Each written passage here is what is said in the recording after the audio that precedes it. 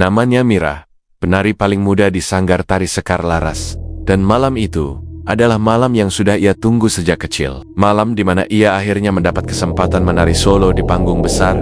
Panggung yang dulu hanya bisa ia lihat dari kursi penonton. Sambil berjanji dalam hati suatu hari akan berdiri di sana. Mengenakan kostum berkilau, riasan tebal, dan sorot lampu yang hanya tertuju padanya. Tapi 1 jam sebelum tampil, saat semua penari sibuk bersiap, Mira menyadari tas make up miliknya hilang, entah di mana, entah tertinggal di ojek, entah di ruang latihan, dan tanpa riasan, ia tidak mungkin naik panggung. Karena tari klasik menuntut wajah setajam topeng emosi, alis tegas, mata hidup, dan bibir merah menyala. Sementara waktu terus berjalan, dan panggilan tampil tinggal menunggu hitungan menit. Mira berlari ke ruang rias nomor 3, ruangan yang jarang dipakai karena lampunya redup, dan cerminnya retak di sudut, seperti pernah dipukul seseorang bertahun-tahun lalu. Di ruangan itu ada satu laci yang selalu dilarang dibuka oleh Bu Ratna, pelatih mereka. Dengan nada yang tak pernah terdengar main-main, jangan pernah pakai kotak make up di laci paling bawah, apapun alasannya. Tapi malam itu, Mira tidak punya pilihan dengan tangan gemetar. Ia menarik laci paling bawah, dan menemukan sebuah kotak kayu tua, berukir-ukirannya menggambarkan perempuan menari dengan posisi tangan melintir tak wajar seperti tulangnya. Patah tapi tetap dipaksa anggun saat kotak itu dibuka. Aroma bunga kenanga yang sangat kuat, menyeruak wangi yang biasanya dipakai untuk ritual atau pemakaman tradisional. Di dalamnya tersusun rapi bedak dingin, lipstik merah tua, pensil alis, dan celak hitam. Semuanya tampak terawat, meski jelas bukan make up zaman sekarang. Mira menelan ludah, lalu mulai merias wajahnya. Begitu bedak menyentuh kulitnya, rasa dingin menjalar, bukan seperti bedak biasa, melainkan seperti es yang ditempelkan ke wajah terlalu lama. Bulu kuduknya berdiri, tapi ia terus melanjutkan. Saat menarik garis alis, tangannya terasa seperti dipandu. Garisnya melengkung tajam dan membuat ekspresinya terlihat lebih dewasa, lebih tegas, dan lebih asing. Mira menatap cermin retak itu, dan sesaat merasa bayangannya bergerak sedikit terlambat, seperti video dengan koneksi buruk. Ia mengedip, bayangannya masih tersenyum, padahal ia sudah berhenti. Napasnya tercekat, ia menoleh cepat ke belakang. Tidak ada siapa-siapa, hanya kursi rias kosong, dan lampu kuning redup bergetar pelan. Ketika kembali menatap cermin, bayangannya sudah normal lagi. Mira mencoba meyakinkan diri bahwa ia hanya gugup.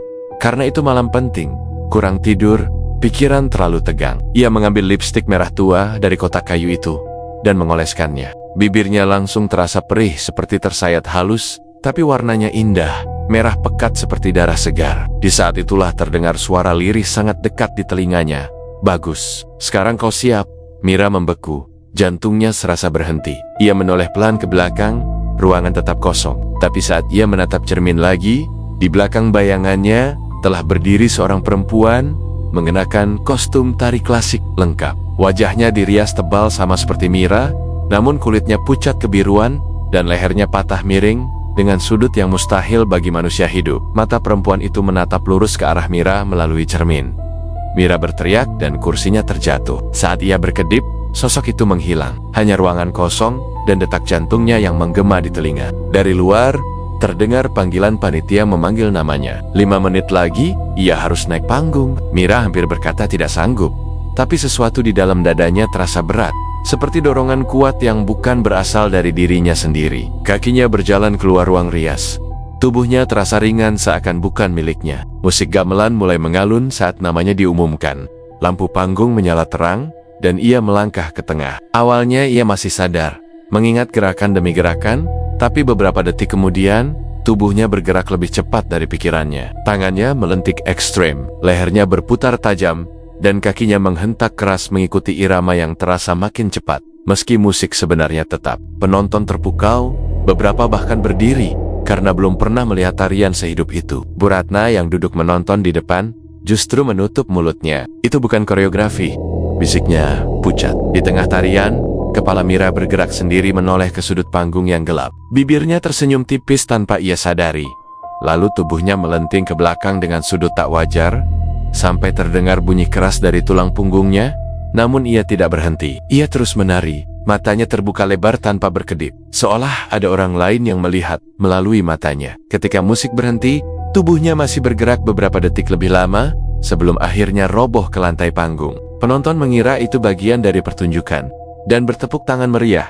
Di belakang panggung, Mira dibaringkan. Nafasnya masih ada, tapi matanya kosong. Wajahnya masih penuh riasan, namun ekspresinya bukan miliknya. Sudut bibirnya tertarik senyum tipis yang tidak pernah ia miliki sebelumnya. Malam itu, Bu Ratna akhirnya menceritakan rahasia yang selama ini disimpan. Bertahun-tahun lalu, penari utama Sanggar bernama Laras meninggal mendadak di atas panggung saat menari solo. Wajahnya saat itu dirias dengan make up yang sama. Gerakannya sesaat sebelum mati, persis seperti yang Mira lakukan barusan. Setelah kematiannya, kotak make up itu selalu kembali ke ruang rias nomor 3, meski sudah dibuang berkali-kali. Setiap penari yang nekat memakainya, selalu menari luar biasa indah untuk terakhir kalinya.